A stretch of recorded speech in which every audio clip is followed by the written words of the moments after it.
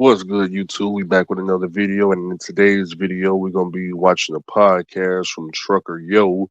But before I bring up the podcast, I got to do my disclaimer because this is one of them cash truck driving, type of conversation videos. So real quick, this video is most definitely not to motivate you, encourage you to go out there and own no truck, no trailer, start an authority, quit leasing, save up any type of money to perhaps further your career or the student tag ass career. That ain't what this video is about. We just watching the video. That's all we doing over here. So let's bring up the video and we gonna see what they got to say over here now. I just gave you the disclaimer. If you don't agree with that disclaimer, this ain't the video for you. These right here, they're gonna be talking about some cash, trucks, and things like that. So let's get into it. All right, that's good. That's good.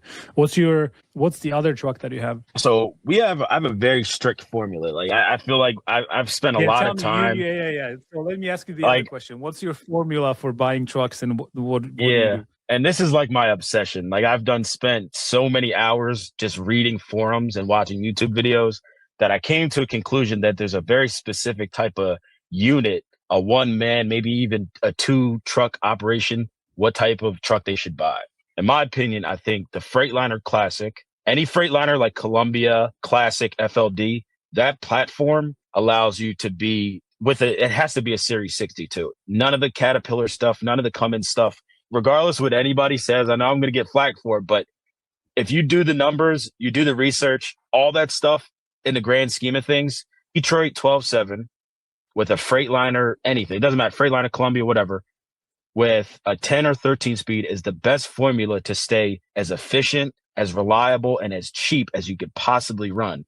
I like the long hood trucks because I'm mechanically inclined, so I like to do all my own work. So if the truck has an issue, you can pop the hood and do anything. Like it's not like if you have a Cascadia, half the engine's inside the, you know what I mean? It's tucked so far under the cab that you can't do like a starter is going to take you like 5 hours. If you have a classic and you have a starter that goes, it could take you 30 minutes and you could be, out of there. So in my opinion, with the Freightliner Classic or FLD, it allows you to have no maintenance issues if you're capable to fix the truck yourself.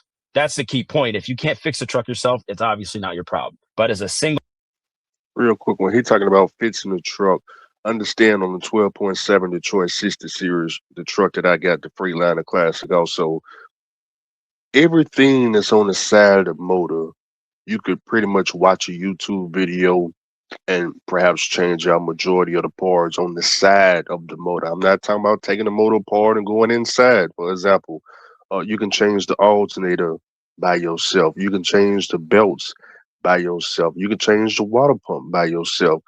You can change some of the pulleys by yourself. You can do the in the front of the engine. You can do the what is the power steering pump. You can change that by yourself.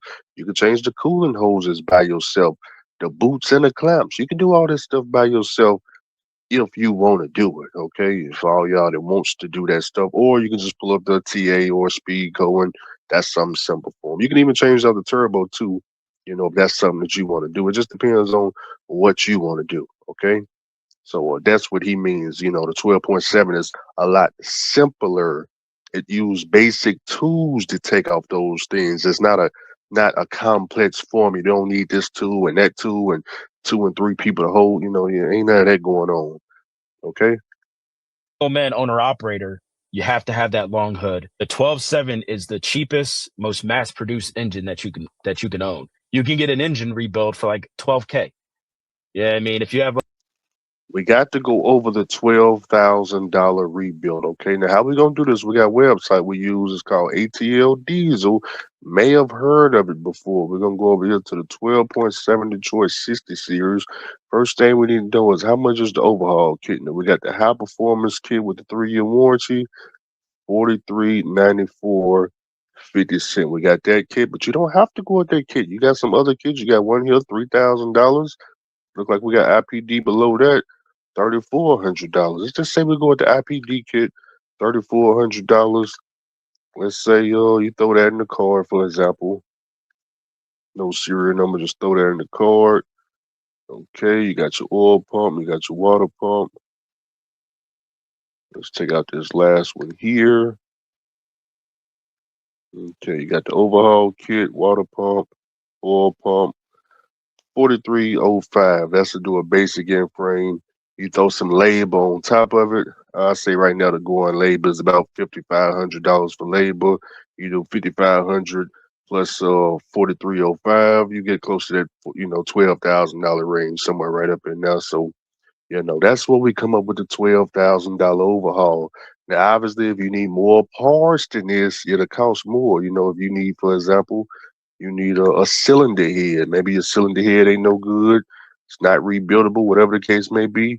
Then you got to come on here and add an additional $3,000. Depending on what you need. You may need a turbo too. Okay? I'm just saying, the more you need, the higher the price. But a basic end frame, we just showed you the price. So just want to make sure we make all this stuff clear. Like a Cascade or something like that, you have an emissions problem. They say, hey, we need to rebuild your whatever, your emission system. It's going to cost you like $15K. You can get an engine rebuilt with a 12.7 for that. Yeah, I mean, If you got a emissions truck, you guys know when that one box go out, that thing costs $10,000+. But if you go around back to Go Secret Shop for about $3,000 left on the seat, you ain't got to ever worry about a one box ever again.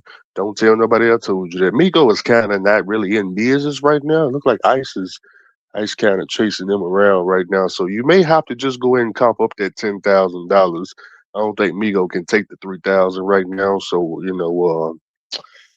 but what he's saying is, when the one bots go out, that the same price you pay for the one bots, all that emissions and all that, you could have overhauled the 12.7. That's all he's saying. and the fuel efficient, it's 7. I can get 7 miles to the gallon with a long hood truck. So He's saying he can get 7 miles to the gallon with the correct tune on his 12.7 Detroit 60. Gotta have the correct tune. Okay, I see Mike over there at Landstar trucking with Big Daddy. He got one of them tunes too, the fuel efficiency tune. I know what y'all were thinking. Where's the 3 miles and the 4 miles to the gallon? With look, guys, we don't promote the nonsense over here. I don't know of any truck getting 3 to 4 miles to the gallon. I don't know of a truck doing that. You don't know of a truck doing that. I had to tell somebody the math on this. I said, look, bro, lease driver, what's your fuel bill, lease driver? Man, I'm running like 4,000 miles. My fuel bill, $2,200. Okay, so you telling me with my truck with this engine right here, if I ran the same 4,000 miles as you, your fuel bill $2,200. Now, if I'm getting 3 miles to the gallon, you getting what? 8 miles, 9 miles, whatever you getting. Okay, 3 times better than me.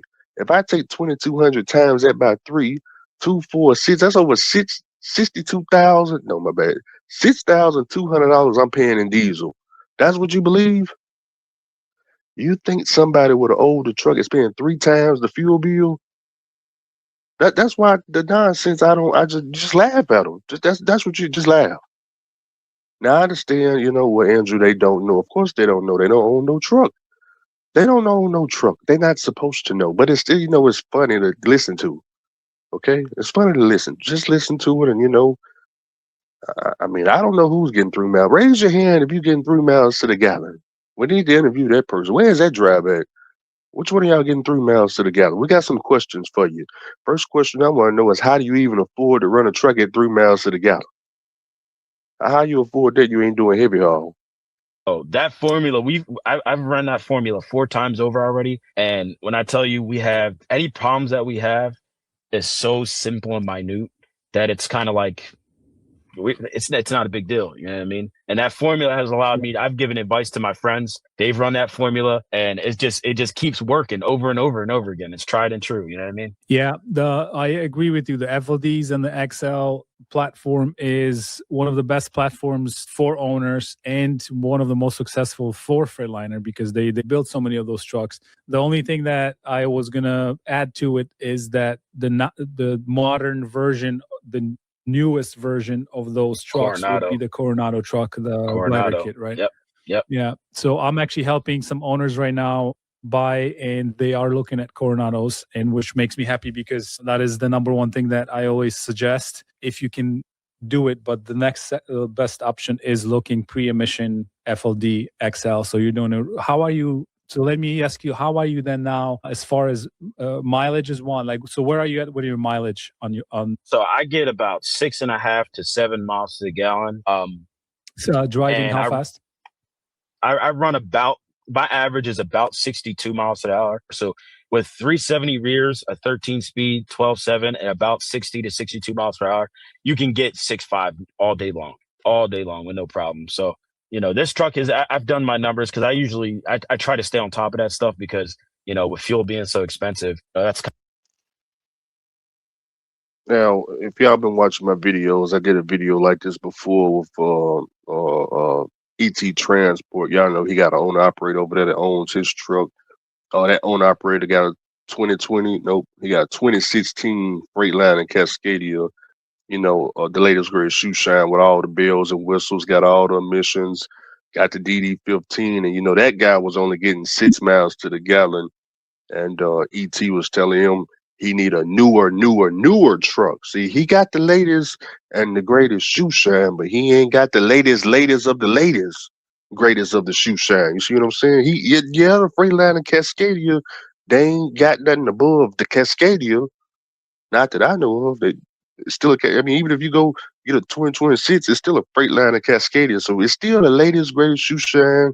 It's still a DD15 engine. The design is pretty much the same. Yeah, I know they changed the bumper or the hood, or they done something to the interior, make it look all futuristic and all that crap. It ain't nothing but just some plastic. But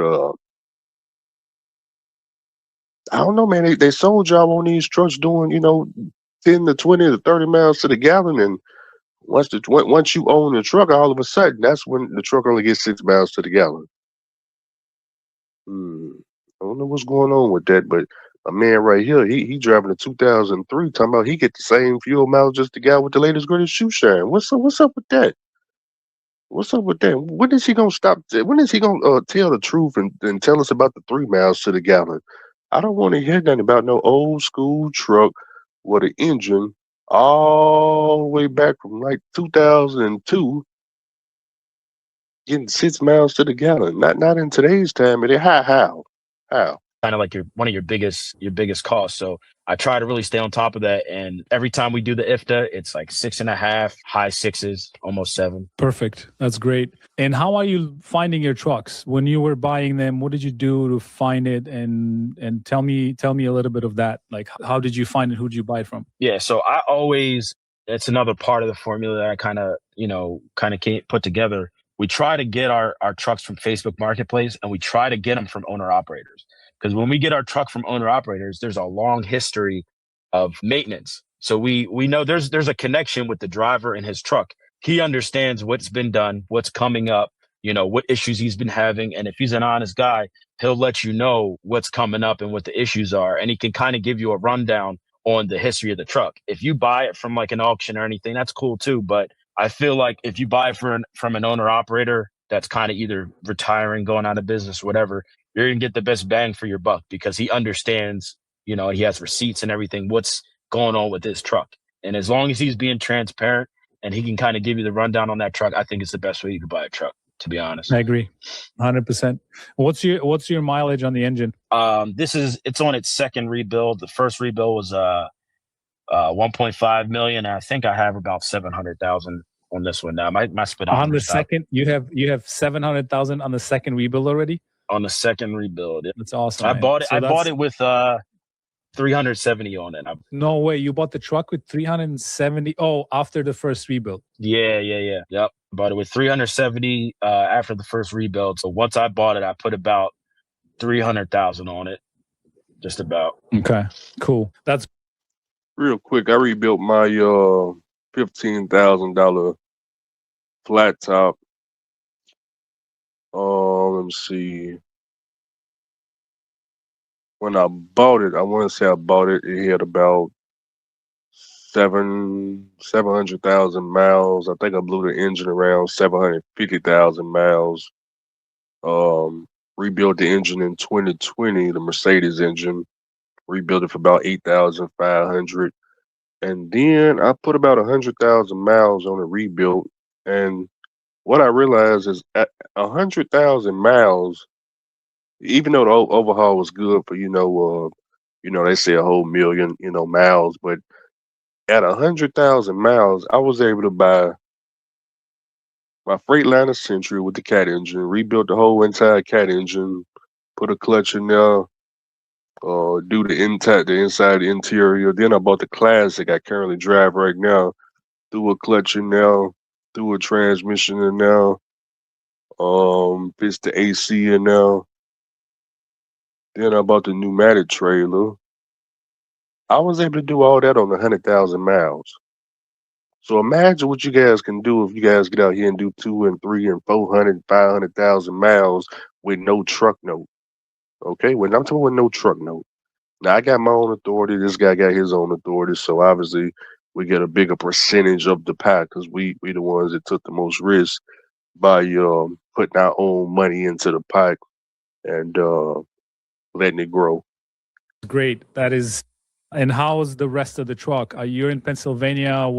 Did you have any issues with rust or anything like that? Like, how much more money did you have to spend on it once you bought it? So once I bought it, I knew that the rebuild was done, and I started questioning him about all the other major components, because I consider a truck to have three major components: the engine, the transmission, and the rears. Those are the things that are going to cost you the big bucks. So if the engine's done, I need to know if the transmission was done and if the rears were done. So I understood that the transmission wasn't done. So I knew that that's what would come up. So 6 months after me owning the truck, the transmission went, and I was fully prepared for it. I was ready. I was waiting. It came out of nowhere, but I was also prepared at the same time, if that makes sense.